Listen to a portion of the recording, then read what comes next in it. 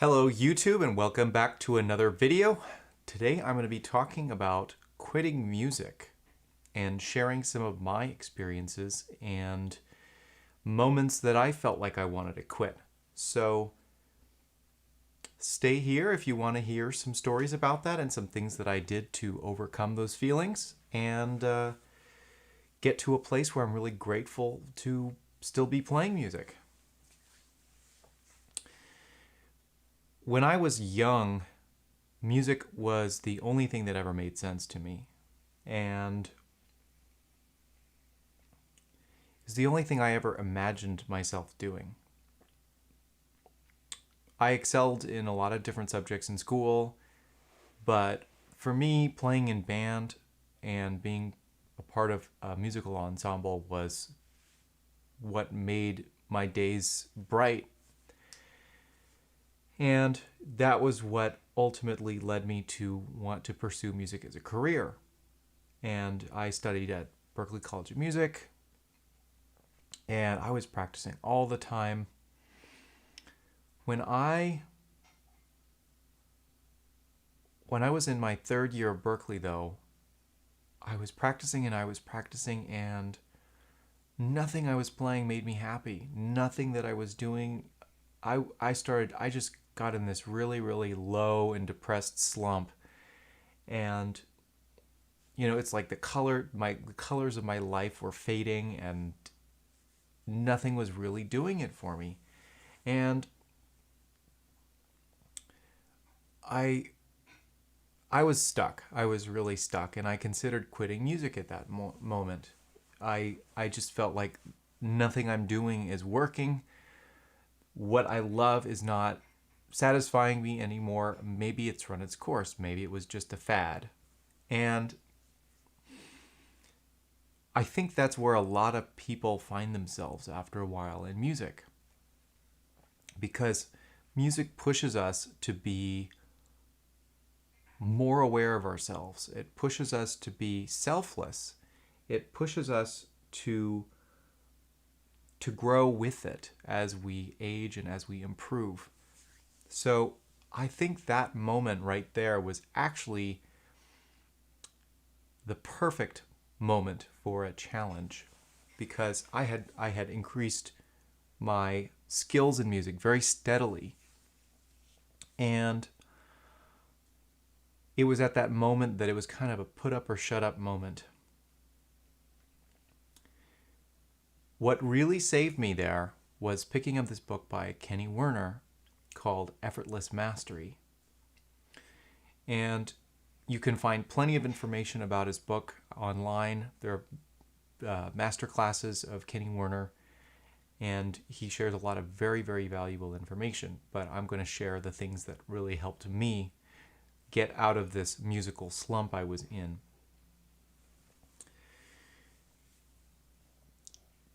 Kenny Werner talks about music in a detached way, not requiring anything of the music, not needing it to be this or needing it to be needing it to be something else that it wasn't. There's this desperate quality to needing music to be a certain way.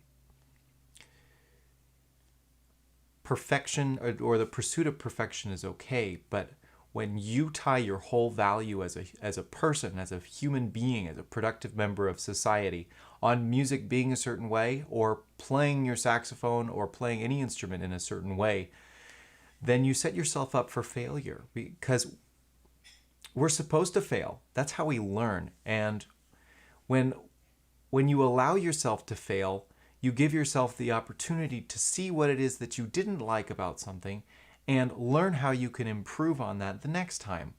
But if failing is an automatic ripcord on all of music, then you're kind of missing the point, and the music is not going to feel the same to you. Music is not something that you can really manipulate. Music is kind of this amorphous entity that you surrender yourself to. And when you do, you find yourself in a place of coexisting with. And and being vulnerable with, and music really takes you for a ride. So this desperate clinging to having music, needing music to be a certain thing, is what's stopping us from really opening up and appreciating what it already is. Because in my case, the music was already beautiful, the music was already there, and my appreciation of it was colored but by my desperate need to be perfect. And perfect, in my eyes back then, was actually an illusion. It was a construct built up by all the other things that I saw in other players that I thought that I should be doing. And that can be really, really dangerous. The best musicians that I've ever heard have been authentically true to themselves. Coltrane, Sonny Rollins. Need I say more? They're completely different players. They both respected and admired each other. They were really good friends. And they are valuable because they are. And because they are uniquely themselves, there's no way that you could even really compare the two. Sure, you can do, you can figure out how Coltrane and Sonny Rollins play differently, but in terms of them being who they truly are, Sonny Rollins has a certain personality, Coltrane has a certain personality. They're going to be different because people are inherently different. And as soon as you start comparing yourself to others, that's a road to dissatisfaction in your own playing.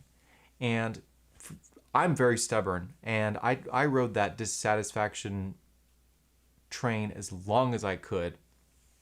But when the music, the one thing that was so important to me, when that started dwindling, when it started becoming something that I would dread, that was a real wake-up call for me. And it was very, very hard to pull myself out of that. I had to take a good hard look in the mirror and ask myself why I wanted to do music. It's something that you should probably be asking yourself. Do you want the fame? Do you want the attention?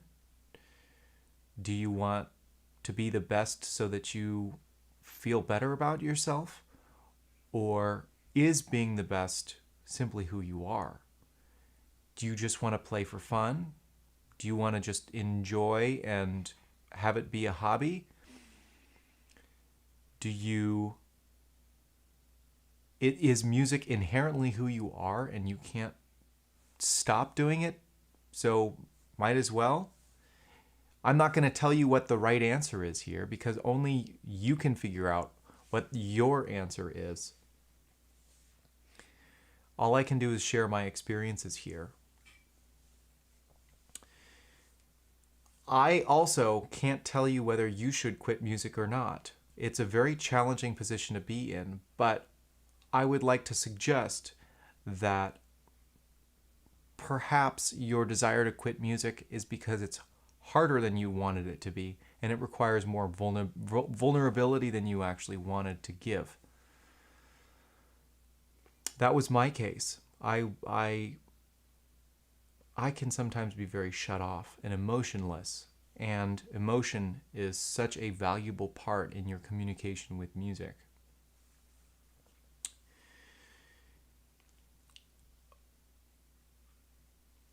When I picked up Kenny Werner's Effortless Mastery book, I read the first section of it where he talks about relationship with music, and that was very valuable to me. So I highly recommend his book. Kind of puts things in a different light. He recommends getting yourself to practice for just 5 minutes a day for fun. Just pick up the instrument and play. Enjoy. Do what you like. Remember why you started playing music. And when I got deeper into his book, he's talked about meditation and getting yourself to this space of detachment where you practice from, and there's no need to be better. All you have is an image of what it is that you're looking for from your sound, and you try to reproduce it over and over and over with detachment. And eventually, you'll find yourself picking up on little things and being attentive to the nuances. You can approach practicing from either a heavily focused state where you're just in there and determined, or you could also do it from the non-focused focus, where you're just observing and what you want is slowly emerging from it. Both ways works. Sometimes I do one, sometimes I do the other. It's all about how you work. But what you want to do is reprogram your relationship with music to be one of positive feelings.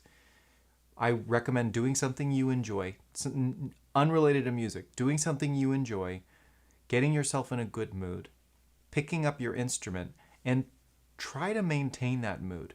Because every time we pick up our instrument with dread, over and over and over and over and over again, it's going to add up and it's going to turn into an instrument of dread.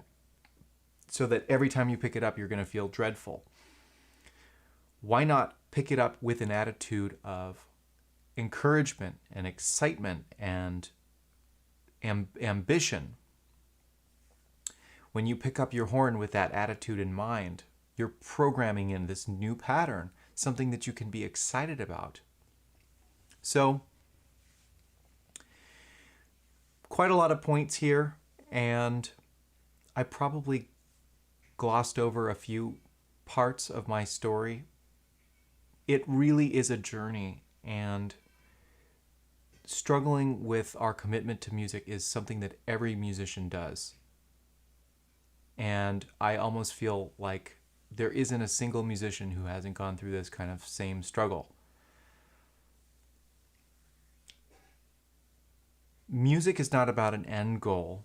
Music is about constantly refining and retuning everything that you do and improving upon what's already there, or removing what you don't like and replacing it with something that you like even better. If you have anything to add to this, please comment below. I'd love to hear your thoughts, and I'd be happy to add something. If you need some help, feel free. Also, if you have any other ideas for videos, please comment below, and I'd be happy to take that into consideration. If you got any value out of this, please like this video and subscribe to my channel. I will either be posting a video or doing a live stream every day. So I will see you next time, and keep at it. You're doing great. I will see you next time. Goodbye.